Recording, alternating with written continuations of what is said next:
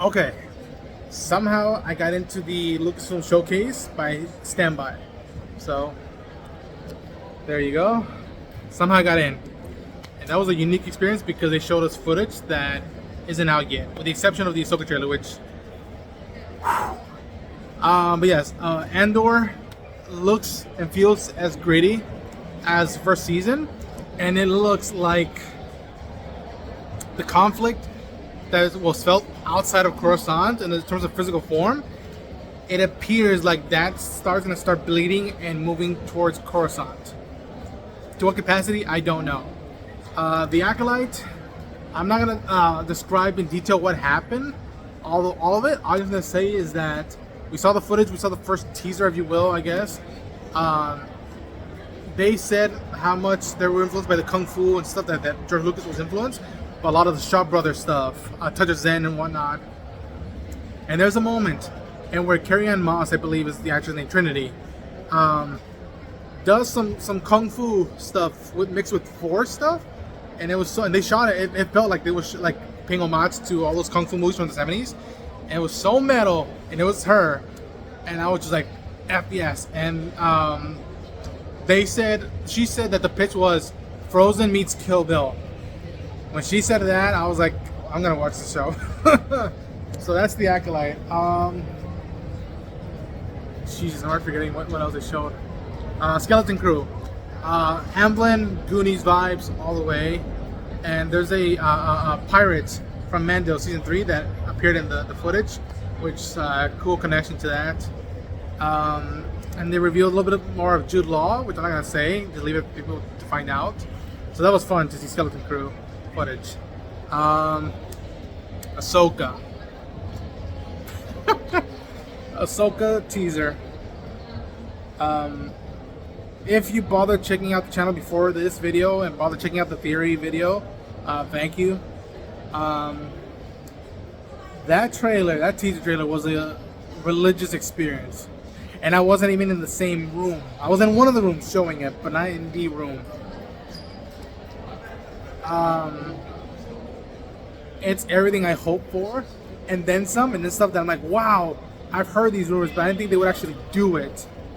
And then yeah, Ahsoka. We saw the man behind the curtains. We saw the back of Thrawn's head. And again, in the Twin Sun stage, it's not even the main room, I literally jumped out of my chair. I was like, oh shit, there he is.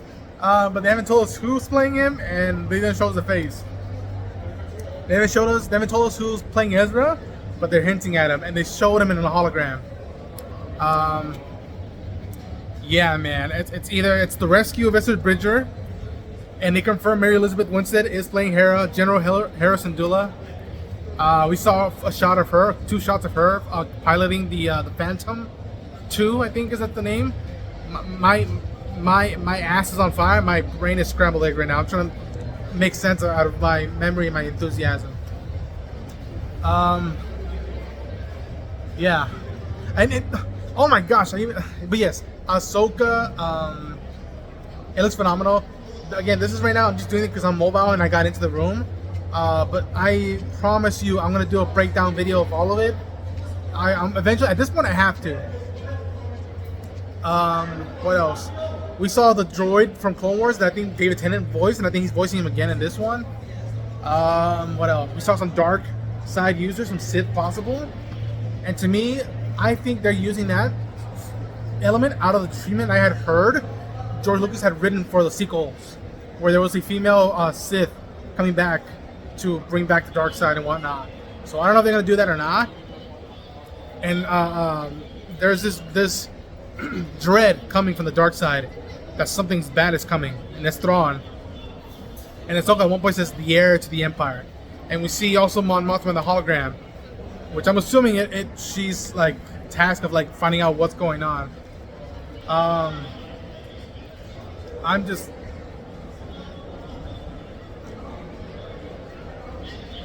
so happy. I'm just so happy. I got to experience that and see it. That's Ahsoka. That's the whole thing. Mando. They showed us the opening of the next episode. It feels like Nazis on the run, and they're being hunted down, and they're hiding, and they're meeting a secret.